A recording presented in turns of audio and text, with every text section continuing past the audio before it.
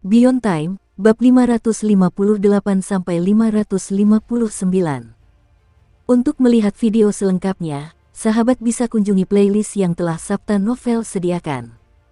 Yuk mari, kita berimajinasi bersama dan masuk ke alur ceritanya.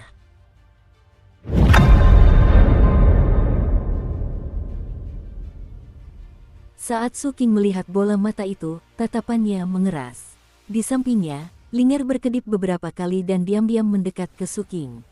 Duan Muzang melirik Linger lalu kembali menatap Suking. Mata coklat itu dipenuhi urat merah darah dan memancarkan aura pembusukan yang samar. Aroma tajam terpancar darinya, dengan cepat memenuhi ruangan kecil itu. Terdengar samar-samar suara jeritan. "Ada apa?" tanya Suking sambil mendongak ke arah Duan Muzang. "Ini adalah benda mengerikan yang kuambil saat pertama kali menemukan tempat ini," kata Duan Muzang dengan serius. "Benda ini memiliki kualitas tahan api yang luar biasa. Namun, kau harus menaklukkannya terlebih dahulu. Kurasa itu tidak akan menjadi tantangan bagimu. Benda ini penakut, cukup menakutinya beberapa kali, dan ia tidak akan berani menimbulkan masalah. Aku menggunakan kekuatannya untuk menjelajahi beberapa area terdalam di dalam lava.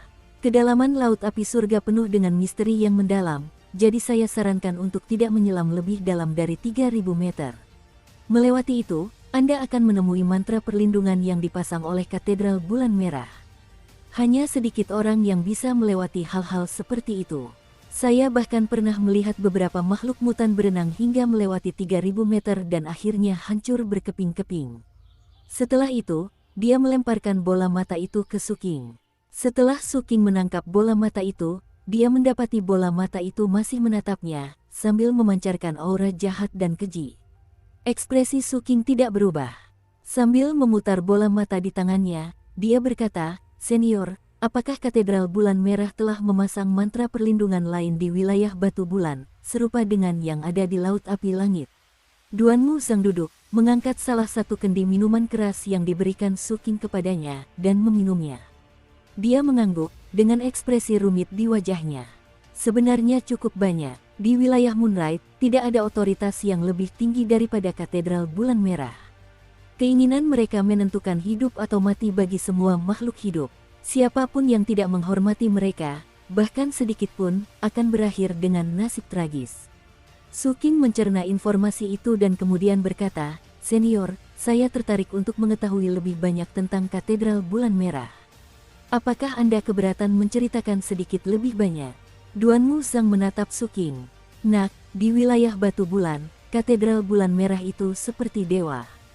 Kau sama sekali tidak boleh menghujatnya. Dengan kata lain, berhati-hatilah dalam memprovokasi mereka.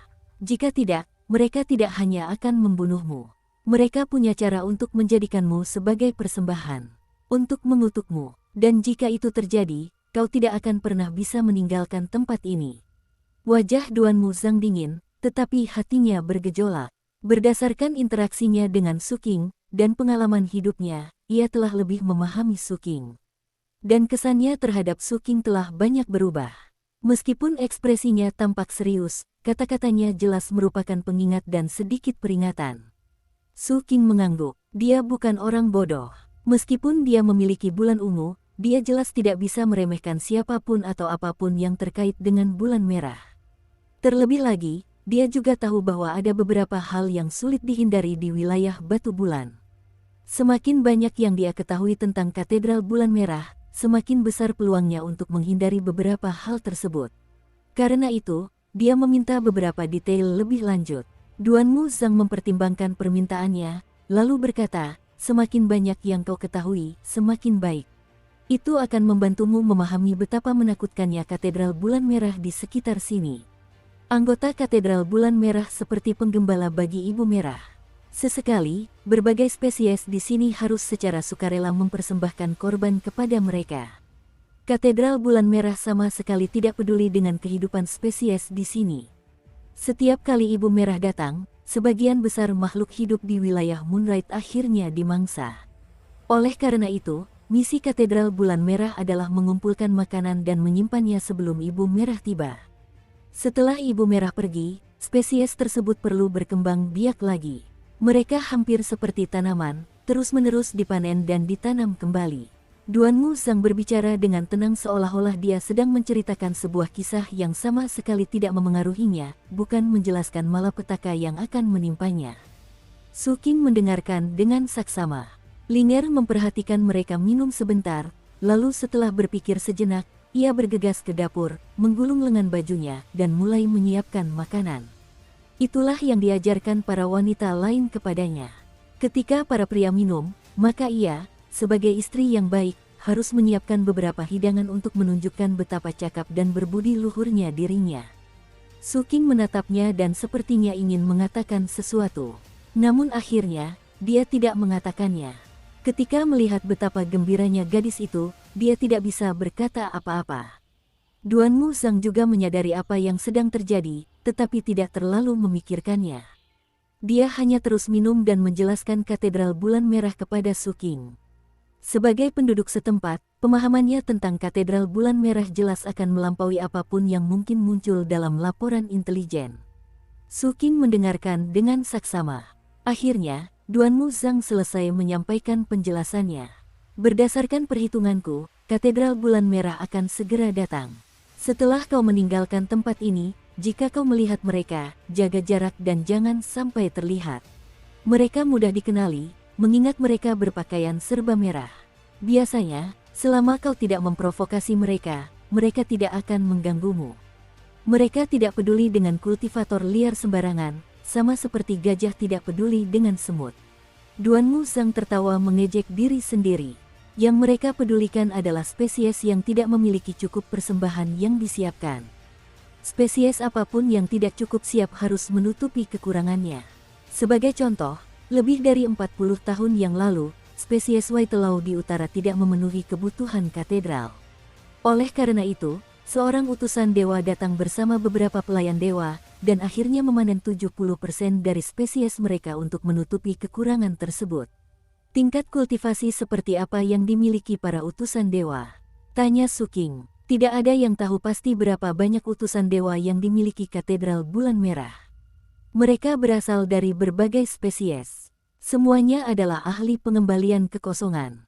Para pelayan dewa berada di harta karun roh. Siapapun yang lebih rendah dari harta karun roh adalah budak dewa. Su Qing merenungkan semua yang telah dipelajarinya sejauh ini. Apakah ada anak baptis? Ya, kata Duanmu Zhang, matanya berkedip ketakutan. Ada satu anak dewa di katedral bulan merah. Konon, dia adalah kerabat kandung bulan merah. Tidak ada yang tahu tingkat kultivasinya, tetapi sebenarnya, tingkat kultivasi tidak relevan baginya. Yang penting adalah dia memiliki kekuatan dewa. Karena itu, dia dapat membebaskan siapapun dari takdir menjadi makanan, dan memungkinkan mereka untuk bertahan hidup dari kedatangan Ibu Merah. Duanmu Zhang menghela napas. Karena itu, banyak ahli hebat menjadi gila berusaha untuk membuatnya terkesan. Jika mereka memiliki kesempatan untuk mendapatkan pengecualian, mereka akan melakukan apapun yang dia minta. Mendengar itu, secercah cahaya tak terlihat melintas di mata Su Qing. Setelah itu, dia tidak lagi bertanya tentang katedral bulan merah. Sebaliknya, dia bertanya tentang aliansi dua sisi. Bagaimanapun, itu adalah masalah paling mendesak yang harus dia tangani. Aliansi dua sisi memiliki total 6 ahli harta karun roh, 2 diantaranya adalah patriark. Sedangkan untuk pengembalian kekosongan, Duanmu Zhang menggelengkan kepalanya. Mereka tidak punya satu pun. Para ahli pengembalian kekosongan adalah yang paling menarik, jadi ketika salah satu dari mereka muncul, mereka akan ditandai oleh katedral bulan merah. Anggap saja mereka seperti buah yang matang. Meskipun tidak terjadi apapun pada mereka secara langsung, mereka pasti akan masuk dalam daftar menu. Karena itu, sebagian besar kultivator di wilayah Moonlight berhenti di lingkaran besar Spirit Trove. Jika mereka bisa menghindari terobosan, mereka akan melakukannya. Begitu Anda masuk dalam menu, nasib Anda sudah ditentukan. Anda akan mati pada akhirnya. Sebaliknya, jika Anda tidak masuk dalam menu, maka Anda memiliki kesempatan untuk bertahan hidup. Meskipun kesempatan itu kecil, tetap ada. Dan kebanyakan orang lebih memilih memiliki kesempatan untuk tetap hidup. Su Qing sebelumnya menduga aliansi dua sisi tidak memiliki ahli pengembalian void, dan sekarang ia mendapatkan konfirmasi. Duanmu Zhang melanjutkan pembicaraannya. Para Mirrorling dan Skyface sebenarnya hanyalah spesies kecil. Dari 6 ahli harta karun roh mereka, hanya 2 patriark yang memiliki harta karun rahasia lengkap. Yang lainnya, termasuk guru kerajaan itu, sedang dalam proses menumbuhkan dao surgawi untuk perbendaharaan rahasia mereka. Mereka masih dalam tahap menciptakan dao dan membangkitkan bintang fajar. Su King tidak tahu banyak tentang Spirit Trove. Mengingat jaraknya yang jauh, dia tidak repot-repot bertanya kepada gurunya. Jadi ini adalah pertama kalinya dia mendengar deskripsi tentang tempat itu. Melahirkan dao dan membangkitkan bintang fajar. Tanya Su King. Kata-kata itu sangat berkesan baginya. Duan Muzang mengangguk. Untuk benar-benar membuka kekuatan hukum magis di dalam perbendaharaan rahasiamu, kau harus menghasilkan dao surgawi dan juga menyebabkan bintang fajar terbit. Hanya dengan begitu perbendaharaan rahasiamu akan dianggap lengkap, menjadikanmu seorang ahli perbendaharaan roh sejati. Ini adalah tahap yang sangat sulit. Memiliki basis kultivasi yang tepat dan banyak sumber daya hanyalah salah satu elemen keberhasilan. Anda juga membutuhkan pencerahan tentang kekuatan hukum sihir untuk dapat menghasilkan dao surgawi. Itulah aspek yang paling penting. Pada kenyataannya, sebagian besar kultivator harta karun roh tidak melangkah lebih jauh dari tahap yang disebut menciptakan dao dan membangkitkan bintang fajar. Bagi kultivator Naschen Soul, kultivator Spirit Trove pada fase pembentukan dao sebenarnya sangat kuat. Tetapi bagi seseorang yang berada di tahap pertama Spirit Trove yang sebenarnya, kultivator yang sedang membentuk dao belum mencapai dao mereka, dan karenanya tidak layak. Ini mirip dengan perbedaan sebelum dan sesudah api kehidupan dalam pembentukan fondasi. Mata Su King menyipit. Aku tidak yakin bagaimana situasinya di wilayah lain, lanjut Duan Muzang, tetapi di sini, di wilayah Batu Bulan, untuk setiap 1000 kultivator harta karun roh, hanya ada 1 atau 2 yang menghasilkan dao surgawi dan benar-benar menyelesaikan harta karun rahasia pertama mereka. Sisanya tetap berada dalam fase pembentukan dao. Banyak dari mereka akhirnya menderita luka parah. Alasannya adalah jika perbendaharaan rahasiamu runtuh sebelum selesai, basis kultivasimu akan turun secara signifikan. Dukung terus channel YouTube Sabta Novel. Su King menatap Duan Muzang dan teringat kembali pada apa yang telah dilihatnya di lautan api langit. Dia sendiri telah melihat langsung tempat penyimpanan roh Duan Muzang yang telah runtuh. Melihat tatapan mata Su King, Duan Muzang dengan tenang melanjutkan, itulah yang terjadi padaku. Jadi aku bisa memberitahumu secara langsung betapa dramatis perbedaannya antara kultivator harta karun roh dalam tahap pembentukan dao dan peningkatan bintang fajar, dan seseorang yang telah melewati fase itu. Su King mengangguk dan hendak melanjutkan dengan pertanyaan lain ketika Linger bergegas keluar dengan 2 piring makanan yang menghitam. Dia meletakkannya di atas meja, satu di depan masing-masing dari mereka, lalu menatap mereka dengan penuh harap. Su King tersenyum, mengambil sumpit, dan mulai makan perlahan. Sesaat kemudian, ekspresi pujian muncul di wajahnya, dan dia menyesap minumannya. Terkejut, Duan Muzang memandang makanan yang menghitam itu, lalu ekspresi persetujuan di wajah Su King, dan akhirnya Linger, yang menatapnya dengan penuh harapan. Duan Muzang juga ikut menggigit. Ekspresinya tidak berubah. Setelah perlahan mengunyah dan menelan, dia menyesap minumannya dan menatap Su King. Su King menoleh ke arahnya. Ekspresi Duan Muzang berubah menjadi kekaguman. Beralih ke Linger, dia berkata, luar biasa. Linger meluapkan kegembiraannya. Su King tersenyum dan melanjutkan makan. Melihat itu, Duan Muzang berdeham. Aku ada sejumlah pil obat yang perlu kuperiksa. Sampai jumpa nanti. Setelah itu, dia berdiri, tampak buram, dan menghilang dari pandangan. Enak banget, tanya Linger. Sekarang aku ingin mencicipinya. Linger hendak mengambil sedikit makanan, tetapi Su King dengan cepat memasukkan potongan terakhir ke mulutnya. Linger tampak sangat senang. Melihat Su King akan mulai bermeditasi lagi, dia bergegas mendekat, mengambil pakaian yang sedang dia kerjakan, dan mulai menjahit lagi. Aku benar-benar harus membuat kakak Su King mengenakan pakaian yang kubuat untuknya. Sambil membayangkan adegan di masa depan itu, dan betapa indahnya hal itu, Linger sepenuhnya fokus pada pekerjaannya. Dengan cara itulah, 10 hari terakhir berlalu.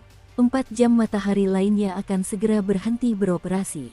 Karena setiap jam matahari tertinggal 14 jam dari jam matahari di depannya, mereka berhenti bergerak dalam urutan tertentu. Antisipasi memenuhi hati Suking. Sembari menunggu, ia naik menembus lava hingga hanya 3 meter di bawah permukaan. Di sana, matanya berkilauan. Lava itu ternyata sangat bermanfaat. Tidak hanya memungkinkan kristal ungu untuk melelehkan lampu kehidupan, tetapi juga meningkatkan kemampuan gagak emas yang mengasimilasi segudang roh miliknya. Setidaknya, itulah yang tampak bagi Suking.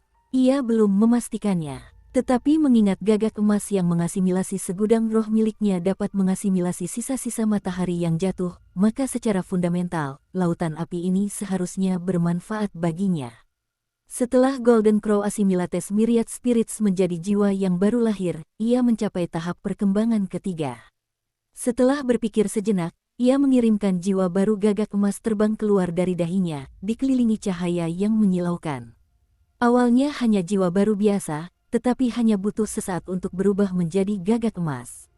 Saat berputar-putar di sekitar Suking, tangisannya bergema di benaknya. Kemudian gagak emas itu menarik napas dalam-dalam, menyebabkan kekuatan api menyapu mulutnya. Getaran menjalarinya dan matanya menyipit. Pada saat yang sama, api yang mengelilinginya semakin intens. Setelah sepenuhnya melahap api, gagak emas itu gemetar dan mengeluarkan jeritan yang lebih menusuk telinga. Kemudian ia berputar-putar di sekitar Suking lagi sebelum terjun langsung ke dalam lava. Terkejut, Suking melihat apa yang akan terjadi selanjutnya. Sesaat kemudian dia menghela napas lega. Gagak emas itu adalah roh, dan kualitas rohnya menjadi lebih kuat setelah berubah menjadi jiwa yang baru lahir. Dan mengingat hubungannya dengan pikiran dan hati Suking, dia bisa merasakan segala sesuatu tentangnya. Gagak emas itu tetap berada di tanda 3 meter, melahap api. Saat ia melakukannya, auranya semakin kuat, dan ekornya pun bertambah banyak. 2 jam kemudian, jam matahari kedua Suking berhenti. Saat itu, jumlah ekor gagak emas telah bertambah dari 100 menjadi 130. Dengan gembira, Suking menyuruh gagak emas itu melanjutkan melahap api. Waktu berlalu perlahan namun pasti. Tak lama kemudian, 3 dari lampu penunjuk waktu matahari berhenti di posisi tengah hari. Butuh beberapa jam lagi bagi yang lainnya untuk berhenti. Ketika itu terjadi, lava di sekitar Suking berdenyut. Untuk sesaat, dia tampak linglung. Namun kemudian tatapan linglung itu lenyap dari matanya, digantikan oleh kekaguman. Ia kini dapat merasakan bahwa kelima jam matahari itu mengandung kemampuan yang dapat ia aktifkan hanya dengan sebuah pikiran. Adapun kemampuan apa itu, ia tidak dapat mengetahuinya hanya dengan merasakannya. Kurasa aku akan mencobanya. Dengan mata menyipit, dia menenangkan diri dan mengirimkan sebuah pikiran. Di dalam lautan kesadarannya, kelima jam matahari bergetar saat muncul di sekitarnya sebagai proyeksi. Kelima jam matahari itu perlahan berputar mengelilinginya, tampak hampir seperti kelopak bunga valet raksasa. Cahaya menyilaukan memancar keluar saat 5 bola cahaya seperti matahari muncul di atas kepalanya, tersusun dalam bentuk segi 5. Jam matahari itu melengkapi dirinya.